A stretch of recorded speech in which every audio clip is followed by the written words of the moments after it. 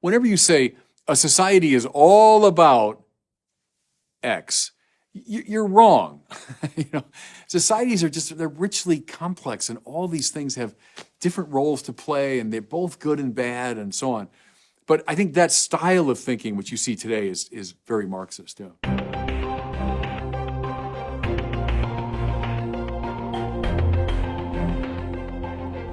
Welcome back to the Word on Fire show. I'm Brandon Vaught, the Senior Publishing Director. Today we kick off a new series of discussions looking at 4 massively influential figures who together help explain our current moment, how we arrived where we are today. The first one is Karl Marx, the famous German philosopher and economist. And here to help unpack the person and the thought of Marx is Bishop Barron. Bishop, good to see you. Hey, Brandon. Always a joy to be with you. Before we get to Marx, let's talk about your latest comings and goings. You recently journeyed to Atchison, Kansas, where you visited the great Benedictine College and also received the Beauty and Culture Award. Tell us a little bit about that visit. Oh, I love that visit. It was wonderful. It's a great small Catholic college with a very strong sense of Catholic identity. Kids were marvelous. I met a lot of the faculty, spent a lot of time with them. They got their money's worth in a way because I was kind of going all day, but I loved it. Loved every moment of it. My favorite, I gave the commencement address, but my favorite moment really was this award from the Center for Beauty and Culture, which is run by my good friend, Dr. Dennis McNamara, whom I've known from Mundelein years ago. And just that opportunity to address this issue of beauty and the role that's played in my own work. But I'll tell you, the award they gave me is one of the best things I've ever gotten in my life. It was a hand-painted on vellum, the style of the Middle Ages, this sort of illuminated manuscript, basically. And it was a bit of the story in Latin of the non nisi te, the story of Aquinas hearing the voice from the cross, and what would you have as a reward? And Thomas said, I'll have only you. It's beautifully laid out in Latin calligraphy, and then illustrations all around it, including illuminations of Aquinas himself, the little flower, and Fulton Sheen. So anyway, it was a marvelous thing. I haven't gotten it yet. They're going to send it to me. But it was just beautiful. But love that trip. It was a beautiful trip. A couple of years ago, back in 2020, you posted a YouTube video, which was a video of a talk that you gave titled Ideas Have Consequences, The Philosophers Who Shaped Our Time. Now, this was a talk that you originally gave to the Knights of Malta. It was at their national conference. You were addressing this sort of convulsive time in our national history, which was fueled by the global pandemic and unstable politics and outbursts of violence and unrest. Everyone watching this knows what we're talking about.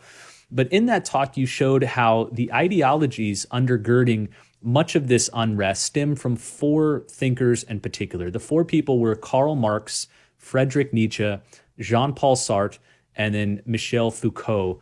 You claimed that once we understand these 4 figures and some of their most basic ideas, we'll recognize their influence everywhere and will be better prepared to engage it. Now, that talk, surprisingly, at least to me, ended up becoming one of your most popular talks of all time. And this gets back to something you said a couple episodes ago, that it's not the small bite-sized chunks that tend to get all the attention. This talk was, nearly an hour long, and it has 850,000 views. Almost 1 million people have sat down and watched this talk, which is staggering. And we haven't really followed up on it since then. So what I thought we could do is a series of discussions here on our podcast where we do a deeper dive into each one of these 4 figures. So today we'll do Karl Marx, and then over the next few episodes, we'll do Nietzsche, Sartre, and Foucault. Yeah, let me just first say a word, Brandon, about what you just mentioned. I was astounded, too. I gave that talk. The Knights of Malta invited me. It was right at the height of COVID. I was supposed to go to New York and give that address in person. I remember thinking, this is an important topic, but it's probably too heavy, for the talk there. And maybe I've overshot it, and this is not good. But then it was COVID. We decided, well, let's just do it on tape. And so if you had asked me, now, what do you think are likely to be, the most popular talks this year? I would have ranked that like number, 47. I would never have guessed. But for some reason, maybe it was the time and people were interested in the deeper motivations behind what was going on in the culture. But it became, pretty wildly popular. So I am gratified by that. I think that's a positive thing. Let's start with the basics. Who was Karl Marx? Before getting to his ideas, tell us what we should know about the man. Well, German philosopher born 1818, easy to remember, in the town of Trier in the western part of Germany. Descended really on both sides of his family from long lines of rabbis. So he's a Jewish man and a very strong Jewish background. His dad became a Christian, but largely for just, political reasons. Marx studies philosophy as a young man, becomes a devotee of Hegel, as most people who were studying German philosophy at the time would have been. Hegel was the dominant figure. But then he becomes a radicalized Hegelian, what they call sometimes a left-wing Hegelian. And he comes under the influence of another left-wing Hegelian, namely Ludwig Feuerbach, who's the father of modern atheism. We've talked a lot about him.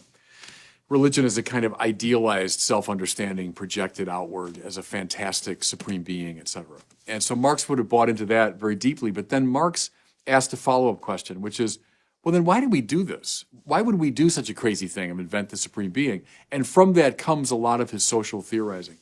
He operates for a time in Germany and in France and in Belgium, gets expelled because of his radical politics, ends up finally in London and spent the rest of his life in London, living not happily. Marx was not a happy person, lived in kind of borderline poverty. His friend Friedrich Engels, you hear about Marx and Engels. Engels was a much wealthier man, and he kind of kept Marx going. Marx spent most of his time at the British Museum in London. You can still see the chair he sat in, where he wrote his big work called Das Kapital, right? Capital, an understanding of how capitalism works. Dies in 1884, I believe it is, and is buried in Highgate Cemetery in London. He was only about 64, I guess, when he died. A bit, I suppose, like a Van Gogh or something like that, who in his own lifetime didn't see that much influence, but then after his death had such a monumentally massive impact and shaped, a lot of the 20th century and continues to shape people's minds today. So that's a bit about Marx. A lot of Marx's ideas, especially his communism, became in vogue in the late 20th century. And you might say it reached a high point in the 80s and 90s with the Soviet Union that seemed to be taking over much of the world. But then after the collapse of many of these communist regimes, many people became somewhat disenchanted with Marx and believed that his time had passed. However, today we're seeing a revival, and I'm thinking especially among my peers and my generation, millennials, even younger than me, Generation Z, there seems to be a renewed fascination with socialism, Marxism, Karl Marx's writings in particular. Have you seen this too? Have you noticed this? Oh, yeah. And it's an interesting thing to trace, Brandon. Go back to, before my time, go back to the 20s, 30s, 40s. A lot of Western intellectuals were taken in by Marx. So think of in France and Germany and in England and in our country. And then even in the wake of the Second World War, there still would be a lot of interest among left-wing intellectuals in Marx. I think when the truth about Stalin became clearer and clearer, a lot of that fell away. You'll go back to the 1940s. Some leading people in the West were still great devotees of Joseph Stalin. They thought he was the coming thing. And then when it became clear how absolutely brutal his dictatorship was, and then Maoist China, when it became clear how absolutely barbarically brutal it was, and then with the collapse of the Soviet Union, so that happened in '89 and the years after, I think a lot of people said this is both a morally and politically bankrupt system. But then you're right. Today, I think a lot of younger people who don't remember those moments or they're not clear in their minds are experiencing this revival. Look at Bernie Sanders and the sort of radicalization of the Democratic Party that's happened just in recent years. When Bernie Sanders first emerged, a couple election cycles ago, people thought, well, this is crazy, this, wild-haired socialist from, but yet he appealed to a lot of young people. To my mind, inexplicably, I who've lived through a lot of this, of the period when the negative side of communism became unmistakably clear. And, the thought of Marx, though you can't entirely blame Joseph Stalin on Karl Marx, certainly there are elements in Marx's thought that gave rise to the very oppressive forms of communism that we have seen. So I have very little sympathy for that revival of interest in Marx, though I get it. Let's turn to his economic and social theory in a moment, but first I want to begin with his religious views. So you mentioned a few moments ago the name Ludwig Feuerbach, who massively influenced Marx's atheism. How so? How did Feuerbach shape Marx's views toward God? Well, he thought Feuerbach was basically right in his projection theory. Someone like Sigmund Freud, early 20th century, thought Feuerbach was right when Freud says religion's a waking dream. So it's a wish-fulfilling fantasy. And Brandon, we know that, like in apologetic debates today, you hear that a lot. Oh, religion is, sure, I wish I would live forever. I wish there was universal justice. I wish there was an all-powerful being who will save me. So, I invent religion. That's the Feuerbach theory. So Marx took that as basic, and one of his famous lines is, we must all pass through the Feuerbach, which in German means the fire brook, the brook of fire. So we have to be baptized, so to speak, in Feuerbach. So that's the opening move. He'll often say, too, that the first critique of any society is the religious critique, that we have to break through the distortions of religion. But then, see, as I said, he pushed it. So why do we do this? There's this weird thing that we've done from time immemorial. We human beings have invented this fantastic supreme being. Why would we do that? His answer was, because we're so unhappy in our economic life. And see, for him, he was a reductionist par excellence. Human life comes down to economics. It's how we organize our lives economically is who we are. If I'm miserable in my economic life, I've got to invent some kind of drug that will dull the pain. Hence this famous line, religion is the opium of the masses, right? And that's what he meant. At a time, it's an apt metaphor for him, at a time in London when opium dens were becoming the thing. So opium is becoming more available in the West, and people were becoming addicted to it and spending their whole lives lost in this drug-induced fantasy. Marx said, that's it. That's what religion is. It's the opium of the masses. It's the drug that's taken by people who are so unhappy in their economic lives. So that led him then to the next step, which was, okay, well, what's the problem with our economic lives? His answer was capitalism, which is a deeply oppressive and alienating system. What's the answer? Something like a revolution, a class struggle leading to a revolution that will put an end to capitalism. And then, see, religion will fade away. He didn't think religion had to be sort of fought head on. He thought, get at it by addressing the economic issue. And then once the pain of this oppressive system goes away, well, then there's no need for the opium. Let's talk about his criticisms of capitalism. What did Marx see wrong with capitalism? Pretty much everything. Now, mind you, Marx is writing mid-19th century, the time of like Charles Dickens. Think of Dickens' novels that put a great stress on the degrading conditions in factories and in these sort of collective places. And there are no child labor laws, no minimum wage requirements, no limits to the workday. No unionization. Think of all the reforms that have come into place that we take for granted, which are limitations on a pure, untrammeled capitalism, where the only thing that matters is profit making. And human beings, who cares what happens to them? So Marx, to be fair to him, was reflecting on that kind of totally unshackled capitalism.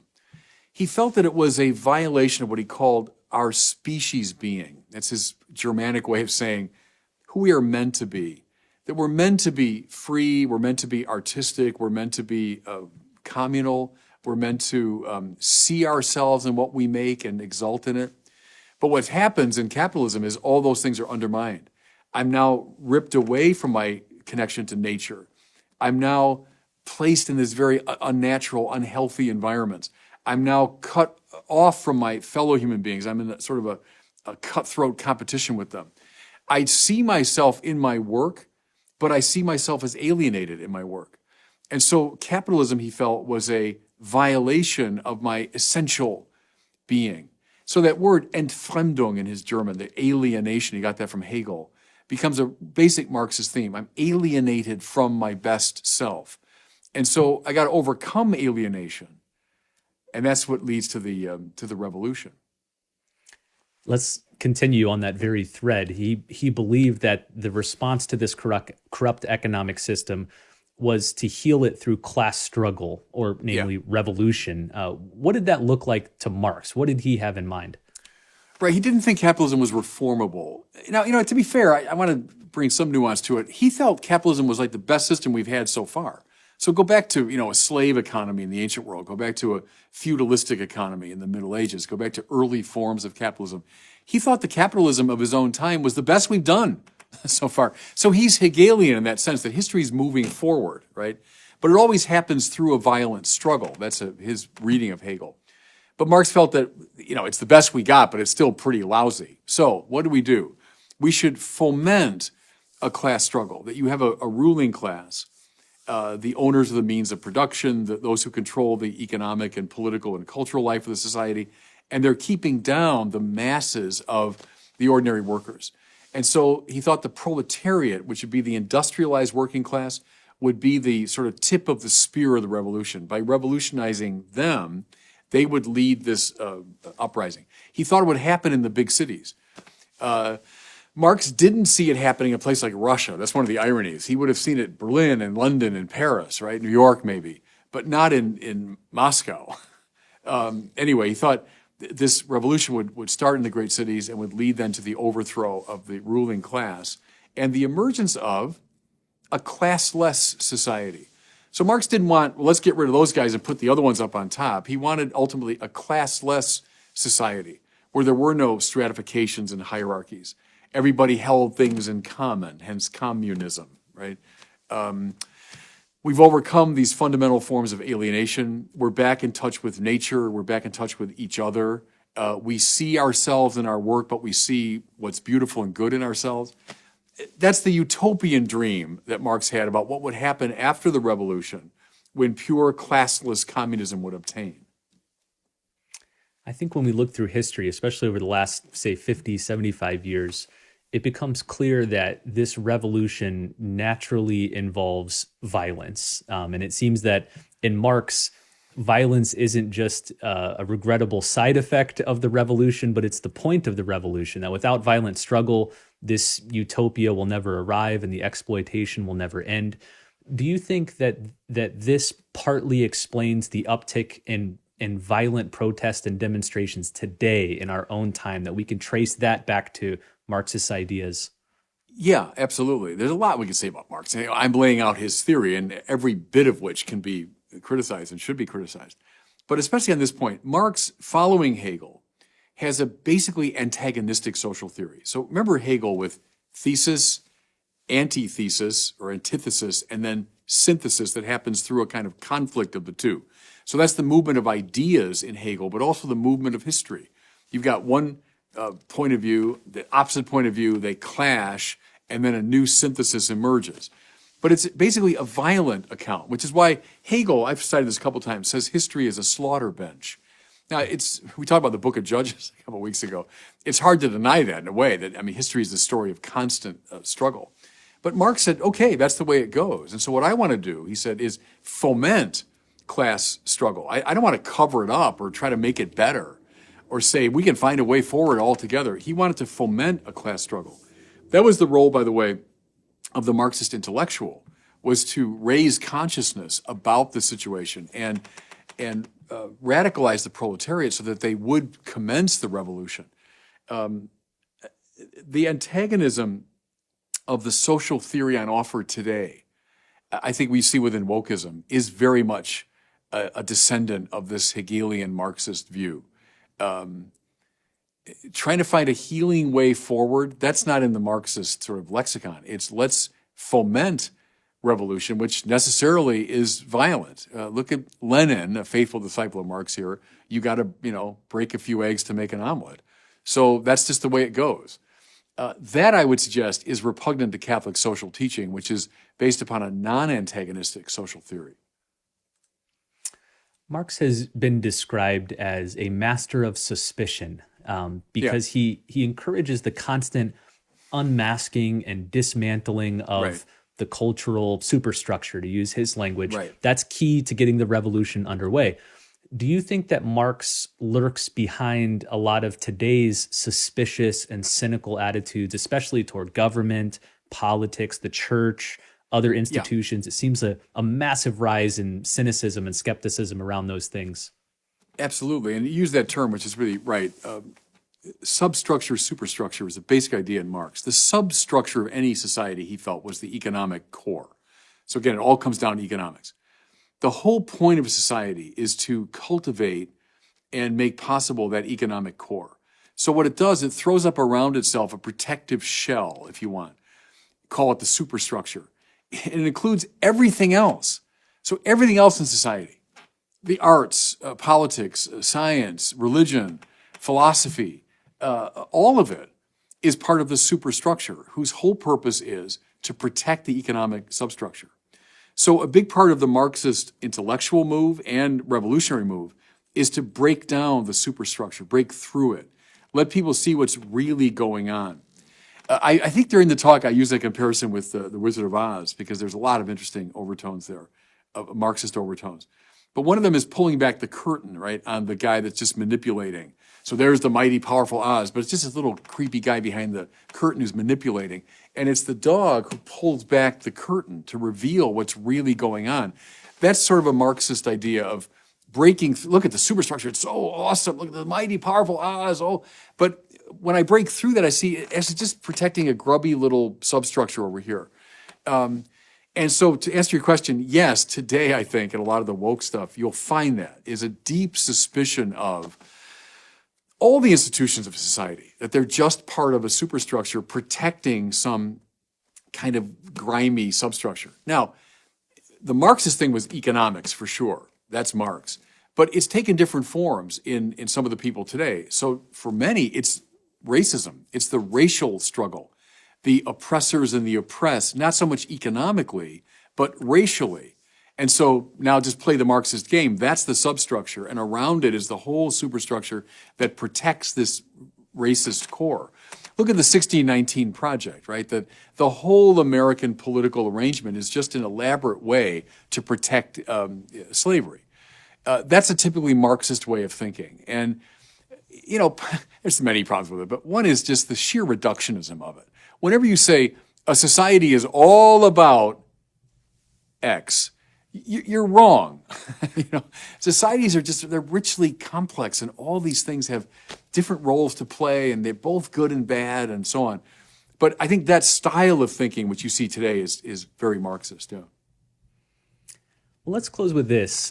What do you think Marx gets right? And then on the other hand, what in Marxism should we resist?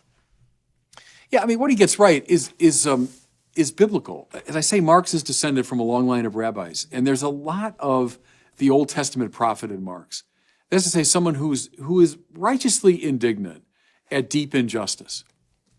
And I say, hooray for Karl Marx. I mean, yeah, there was plenty wrong in mid-19th century Europe, especially in Germany, France, and England. There was plenty wrong with these very early forms of undisciplined capitalism. And was Marx right to raise his voice and protest against it? Sure, yeah. Read the early Marx. The work that I did my master's work on is called The Economic and Philosophical Manuscripts of 1844. The very young Karl Marx writes these. And there's something of the romanticism of that time, but also I think the Hebrew prophets come through of just a deep indignation about injustice and a desire to do something about it. Now, his diagnosis of the problem and his proposal of a solution, I would have very serious problems with. But that he had a righteous indignation about injustice, sure, I'm all for that. And I think when people are attracted to Marx, that's what they're attracted to, is that sense of, yeah, there's something wrong here that needs to be righted.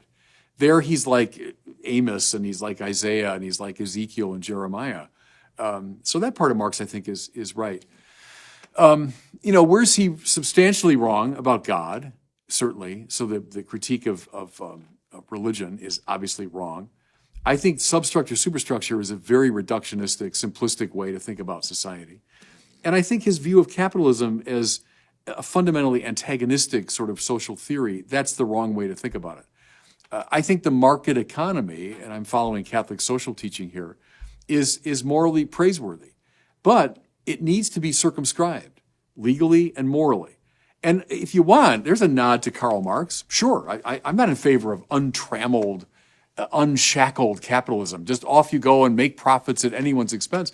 No, I like child labor laws. I like minimum wage requirements. I like the limitations on the workday. I like unionization. I like the government monitoring the capitalist economy. Sure. And I like vigorous religion that brings to bear a concern for justice, a concern for the poor, that it's not all about profit making, it's about love and so on. Yes, I want the market circumscribed in all these ways. So in that measure, sure, I'm in favor of Marx, if you want to put it that way. But the way he proposed the destruction of capitalism, and especially through an antagonistic revolutionary social theory, that I would strenuously disagree with.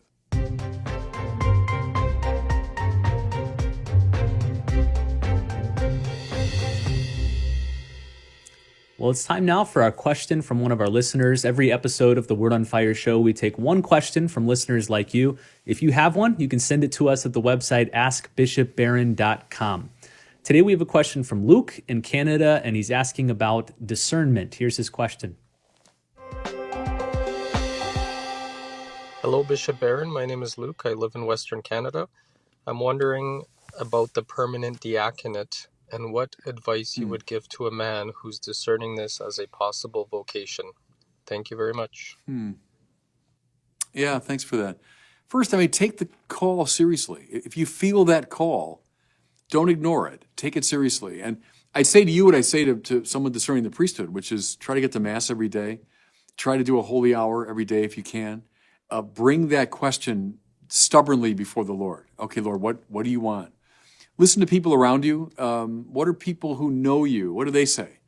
Do they say, hey, you'd be a great deacon? I know a lot of Catholic lay people that I've said, I think you'd be a wonderful deacon. I've noticed, skills you have and all that.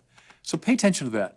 But I'd say maybe above all this, I think a permanent deacon, I'm presuming you're married and have kids, it's something that involves your family, especially your wife. And so discern with her and discern with your kids. It can't just be a individual decision you're making, but it involves the whole family. So I'd get them involved too.